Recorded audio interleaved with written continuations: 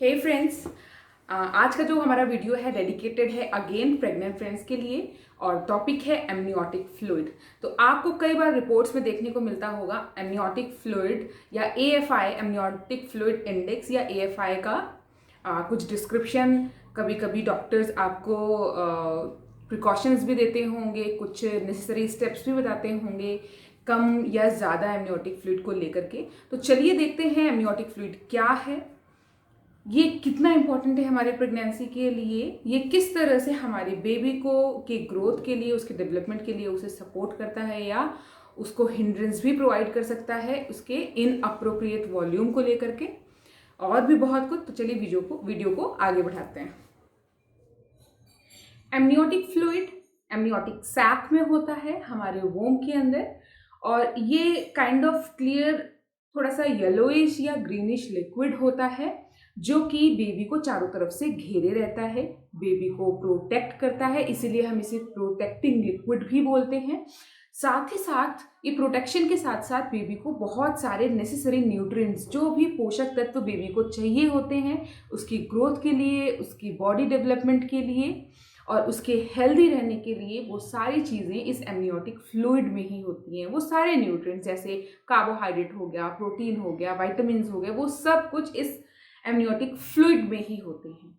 ये amniotic fluid, अब आप सोच रहे होंगे कैसे बनता है। ये एमनियोटिक फ्लूइड हमारे मदर के ब्लड में प्रेजेंट एक प्लाज्मा कंटेंट होता है, उससे बनते हैं इनिशियली। और जैसे ही बेबी अराउंड 10-12 वीक्स के बाद जब उसका किडनी सिस्टम प्रॉपर वर्क करने लग जाता है, मतलब बेबी यूरिनेट करने लग जाता है, तो उसका यूरिन का भी कुछ पार्ट एड अप हो जाता है इसके अमाउंट को बढ़ाने के लिए, एमनियोटिक फ्लूइड के वॉल्यूम को बढ़ाने के लिए। एमनियोटिक फ्लूइड इतना ज़रूरी क्यों होता है?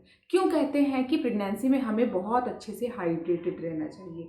क्योंकि एमनियोटिक फ्लूइड, पहली बात मैंने बताया आपको कि ये सारे न्यूट्रिएंट्स प्रोवाइड करता है बेबी को, और सेकेंडली जितना अगर प्रॉपर, नॉट इवन मोर और लेस, बहुत ज़्यादा या बहुत कम नहीं, जितना ज़रूरी है उस प्रोपोर्शन में एमनियोटिक फ्लूइड होना चाहिए। ये बेबी के मूवमेंट को सपोर्ट करता है और बेबी को अलाउ करता है फ्रीली मूव करने के लिए। बट फ्रीली मूव करना इतना ज़रूरी क्यों है?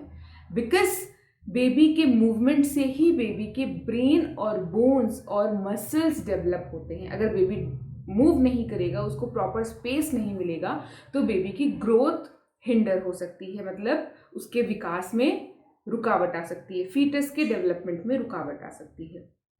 जब तक बेबी अनबॉर्न है, हमारे वोम में है, बेबी को सारी चीज़ें एमनियोटिक फ्लूइड से मिलती हैं। बहुत हद तक एमनियोटिक फ्लूइड सपोर्ट करता है बेबी के ग्रोथ और डेवलपमेंट को। साथ ही एमनियोटिक फ्लूइड लंग्स के डेवलपमेंट में भी बहुत इंपॉर्टेंट रोल प्ले करता है। बेबी जैसे जैसे ग्रो करता है, थोड़े समय बाद बेबी ब्रीदिंग स्टार्ट कर देता है, इनहेल करता है नोज के थ्रू इसी एमनियोटिक फ्लूइड को, और एक्सेल भी करता है। मतलब नेचर उसे प्रैक्टिस करा रहा है। जैसे ही अनबॉर्न बेबी डिटैच होगा अपने वोम से, मदर के, मतलब डिलीवर होकर के बाहर आएगा, इमीडिएटली उसी टाइम से बेबी को इनहेल करना है, सांस लेनी है, ऑक्सीजन लेनी है एनवायरनमेंट से। तो उसकी प्रैक्टिस वोम में ही स्टार्ट हो जाती है, जो एमनियोटिक फ्लूइड के थ्रू ही होती है। वहाँ बेबी ऑक्सीजन के लिए नोज से ऑक्सीजन नहीं लेता है, उसके लिए कॉर्ड होती है, अम्बिलिकल कॉर्ड, जो कि उसे सारे ऑक्सीजन के साथ साथ न्यूट्रिएंट भी प्रोवाइड करती है। तो ऑक्सीजन का जो अमाउंट है वो उसे कॉर्ड से ही मिलता है, बट इनहेल और एक्सेल वो इस एमनियोटिक फ्लूइड को ही करता है, जिससे रेस्पिरेशन पार्ट उसका स्ट्रांग हो सके, बेबी को प्रैक्टिस हो जाए, साथ ही लंग्स एक्सपैंड और कॉन्ट्रैक्ट होना शुरू हो जाते हैं। मतलब बहुत सारी चीज़ें, जब बेबी ग्रो कर रहा है, फीटस ग्रो कर रहा है, धीरे धीरे बहुत सारे चेंजेस आते हैं, और इन सारे चेंजेस के लिए एमनियोटिक फ्लूइड का प्रॉपर अमाउंट में होना बहुत इंपॉर्टेंट है। साथ ही कई बार जब एमनियोटिक फ्लूइड कम होता है तो बेबी प्रॉपर मूव नहीं कर पाता, और जब बेबी मूव नहीं कर पाता है तो जिस तरह से बेबी है, जिस पोजीशन में, कई बार बेबी के हाथ और पैर ऐसे फोल्डेड बेबी पैदा होता है, जो कि एक तरह का डिसऑर्डर है, और ये बर्थ डिसऑर्डर है। या बेबी के लिम्स मुड़े के मुड़े रह जाते हैं, जिस तरह से फोल्डेड हाथ और पैर दोनों फोल्डेड पोजीशन में होता है, बेबी उसी पोजीशन में ही रह जाता है, उसके हाथ पैर नहीं खुल पाते हैं बिकॉज उसका मूवमेंट इतना ज़्यादा वोम में नहीं हो पाया है। क्यों नहीं हो पाया कि क्योंकि पानी बहुत कम था तो बेबी नहीं अच्छे से घूम पाया है। इसलिए आपका एज अ मदर हाइड्रेटेड रहना बहुत ज़रूरी है। हाइड्रेटेड रहने के लिए आप क्या क्या ले सकते हैं? आप लिक्विड फॉर्म में आप सबसे पहले तो अपना वाटर इनटेक, पानी पीने का अमाउंट बढ़ा दीजिए। कम से कम 3 से 4 लीटर पानी आपको डेली पीना है। आप नारियल पानी लीजिए, आप जूसेस लीजिए, आप जो कुछ भी मिल्क लीजिए, जो कुछ भी लिक्विड फॉर्म में आप ले सकते हैं। और बहुत सारे ढेर सारे फ्रूट्स खाइए, जंक फूड कम लीजिए, तली भुनी चीज़ें कम लीजिए। ये सारी चीज़ें डिहाइड्रेट करते हैं, पानी के अमाउंट को कम करते हैं। तो जो भी चीज़ आपका, जो भी कंटेंट, फूड आइटम आपका वाटर कंटेंट रिच है, पानी ज़्यादा प्रोवाइड कर रहा है, उसे आप ज़रूर लीजिए। साथ ही ध्यान रखें कि आपका बोअल मूवमेंट प्रॉपर हो, किसी भी तरह का कॉन्स्टिपेशन आपको थ्रू आउट प्रेगनेंसी ना हो। हमें कैसे मालूम पड़ेगा कि एमनियोटिक फ्लूइड कम है? अगर कभी भी आपको बेबी का डेवलपमेंट कम फील हो रहा है, अगर एज पर माई एक्सपीरियंस मेरा अराउंड 25th-26th वीक था और मुझे बेबी के मूवमेंट थोड़े कम फील होने लग गए, बट ऑन द वे, थोड़ा सा बेबी घूमने वाले नेचर के हैं, मुझे ऐसा लगता है, ऑन द वे मुझे फिर पूरा दिन मुझे नहीं फील हुए। और मुझे ऐसा लगा नहीं भी थोड़ी देर में लेटूंगी, फील होगा। फिर मैं लेट गई, हल्का फुल्का फील हो रहा था। एज़ कंपेयरिंग अदर डेज, दूसरे डेज से अगर कंपेयर करूँ तो as compare to other days वो थोड़ा सा कम था उस दिन। तो फिर भी but I was feeling, I share this with my husband, तो ही सेड चलो चलते हैं। आई वॉज लाइक कि चलो थोड़ा सा देख लेते हैं और अगर नहीं होता है तो फिर चलेंगे। और ये करते करते ही was kicking but not that frequently. तो रात में 10:30 बज गए। Now I felt some little distress. अब मुझे लगा नहीं, मुझे चलना चाहिए। फिर हम लोग अराउंड 11 निकले और हॉस्पिटल पहुंच नहीं पाए थे। बीच में मुझे बहुत अच्छे से किक्स फील होने लग गए, but then too I have gone there और वहाँ पर मूवमेंट तो बहुत अच्छा था, बट मुझे नहीं फील हो रहा था, लेकिन फ्लूइड कम नोटिस हुआ था। तो डॉक्टर ने फिर AFI, एमनियोटिक फ्लूइड इंडेक्स कम था, तो अराउंड उससे पहले की रिपोर्ट में 14 था और उसके बाद डायरेक्ट वो 8 पहुंच गया था, 8 पॉइंट समथिंग। तो एमनियोटिक फ्लूइड एकदम से डिक्लाइन हुआ था बहुत ज़्यादा।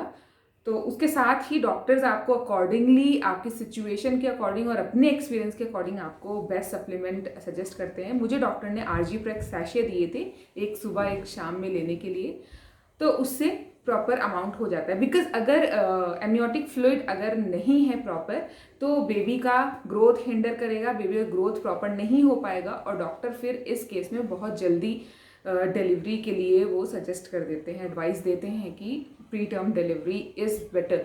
बिकॉज अगर बेबी अंदर सुरक्षित नहीं है तो वो उसे बाहर निकाल करके फिर उसे, मेन मोटिव होता है उन्हें प्रोवाइड करना प्रोटेक्शन। तो अगर बेबी खतरे में है अंदर तो उसे वो बाहर अलाउ करते हैं डिलीवर करना जल्दी। लेकिन अगर आप ये सारी हैबिट्स फॉलो करते हैं, आप अच्छे से हाइड्रेटेड रहते हैं, आप प्रॉपर सारी डाइट अच्छे से लेते हैं, तो इस तरह की कोई सिचुएशन नहीं आएगी। दोनों ही चीज़ें खतरनाक होती हैं, पॉलीहाइड्रमनस और ओलिगो। पॉली में बहुत ज़्यादा अमाउंट ऑफ वाटर है और ओलिगो में बहुत कम। ज़्यादा का मतलब बेबी प्रॉपर डाइजेस्टिव सिस्टम उसका काम नहीं कर रहा है, या आपको जेस्टेशनल डायबिटीज़ भी सिग्नल होता है ज़्यादा पानी होने का। और कम का मतलब है कि बेबी की प्रॉपर ग्रोथ हिंडर कर रही है, प्रॉपर बेबी यूरिनेट नहीं कर रहा है तो अमाउंट उसका नहीं बढ़ रहा है, बहुत सारी ऐसी छोटी। लेकिन हर बार अगर लिक्विड कम है या ज़्यादा है, अगर प्रॉपर रेशियो नहीं है, तो हर केस में हर बार ये अलार्मिंग सिग्नल नहीं होता है, बेटर सजेस्ट करते हैं डॉक्टर्स। बट कुछ केसेस में, रेयर केस मैंने बताया कि कई बार ग्रोथ हिंडर हो जाती है, बर्थ डिफेक्ट के साथ बेबी पैदा होता है just because of amniotic fluid. तो आपको बहुत केयरफुल रहना है, और केयरफुल रहने में कुछ नहीं करना है, बस आपको वेल हाइड्रेटेड बैलेंस डाइट लेनी है। पता है आपको, जो एमनियोटिक, हमारा बेबी, कहते हैं कि हम जो खा रहे हैं हमारा बेबी को भी कई बार कहते हैं कि बेबी का ये खाने का मन हो रहा है इसलिए माँ ये खा रही है। Ultimately whatever we eat, हमारे डाइट में जो एक्सट्रीम फ्लेवर्स होते हैं, जो हाई इंटेंसिटी फ्लेवर्स होते हैं, वो एमनियोटिक फ्लूइड में भी जाते हैं और बेबी उस फ्लेवर को बॉर्न होने से पहले ही टेस्ट भी कर लेते हैं।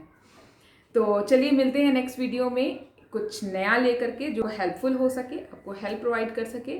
तब तक के लिए अपना अच्छे से ध्यान रखिए, खुश रहिए, खुश रखिए और एंजॉय करिए अपनी प्रेगनेंसी को। ढेर सारी क्लिप्स लीजिए, ढेर सारे स्नैपशॉट्स लीजिए अपने अपने बेबी बम्प के, अपने हस्बैंड के साथ, अपनी फैमिली के साथ। तो मिलते हैं नेक्स्ट वीडियो में, तब तक के लिए bye bye. Love you all, loving the sweet cute baby who is just going to come. Bye bye.